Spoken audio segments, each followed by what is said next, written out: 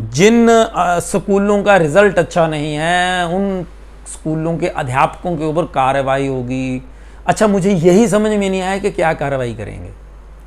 हिमाचल में सरकार बोलती है 3000 स्कूल ऐसे हैं जहां पे एक अध्यापक है और 400 स्कूल तो ऐसे हैं जहां कोई अध्यापक ही नहीं है ना।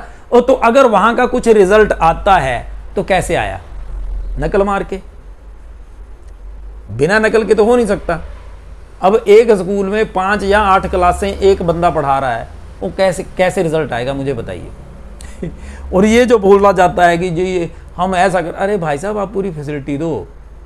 और ये जो टीचर्स एसोसिएशन है, मुझे इनसे भी बड़ी दिक्कत है। बड़ा दुख हुआ जब गवर्नमेंट ये अननेसेसरी बेमतलब का एक फरमान जारी कर रही है, जी हम इसकी जांच करेंगे। तुम क्या जांच करोगे? लैंग्वेज टीचर नहीं है, आप बोलते हैं जी पहली क्लास से हम अंग्रेजी पढ़ाना शुरू कर देंगे। कौन पढ़ाएगा? जिन स्कूलों में हिंदी पढ़ाने वाला कोई नहीं है। इंग्लिश कौन पढ़ा देगा? संस्कृत कौन पढ़ा देगा? बेमतलब की बकवासबाजी।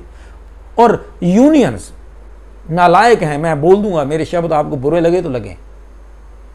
आप लोगों को इन मुद्दों पे खड़ा होना चाहिए था कि जब अध्यापकों के पास वर्क फोर्स नहीं है, स्कूलों में वर्क फोर्स नहीं है, तो गवर्नमेंट कैसे हमें जिम्मेदार ठहरा सकती है कि रिजल्ट अच्छा आया या बुरा आया। लेकिन आप लोग पता नहीं क्यों किसी हिसाब से यूनियंस क्या सोच करके एमएलए को बधाइयां देने जाती है, समझ नहीं आया मुझे। एमएलए से आपने क्या लेना? एमएलए से सरकारी एम्प्लॉय क्या लेगा? और क्यों जाना चाहिए सरकारी एम्प्लॉय को बधाई देने के लिए एमएलए के पास? क्या है, आज एमएलए एक है, कल दूसरा हो जाएगा, फिर आप क्या करेंगे? तो राजनीति से ऊपर अध्यापकों की यूनियंस को भी उठना होगा। हमें टीचर चाहिए स्कूलों में। जनता तो मांग करे, विभाग के सदस्य भी तो मांग करें, अध्यापक भी तो मांग करें। आप अगर कुछ नहीं करेंगे, आपकी यूनियंस कुछ नहीं करेंगी, तो सम्मान भी नहीं हो पाएगा समाज में। कितने अध्यापक हैं जो पूरे डेडिकेशन के साथ, पूरी एकाग्रता के साथ मेहनत करते हैं, लेकिन भाई साहब उनके पास वर्क फोर्स नहीं है, उनके पास टाइम भी नहीं होता बेचारों के पास। कुछ एक नालायक भी होते हैं, कुछ एक गलत भी हैं, तो कुछ एक तो हर विभाग में हैं, हर जगह हैं, हर घर में होते हैं। ज्यादातर तो अच्छे हैं ना, लेकिन वो अच्छाई क्या करेंगे जब एक स्कूल में है ही एक टीचर? क्या पढ़ा लेगा बेचारा वो?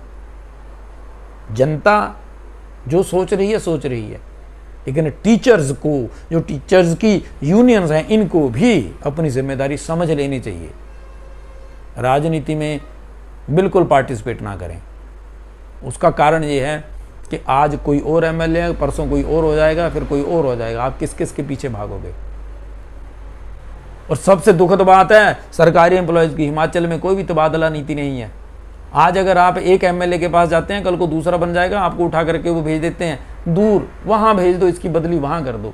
तबादला नीति के ऊपर बात कर लो ना कि जी इतने इतने के क्षेत्र। मैं तो ये मानता हूं कि ट्रांसफर सरकारी एम्प्लॉय की अपने ही के क्षेत्र में हो, ताकि वो ईमानदारी से पूर्ण काम कर सके।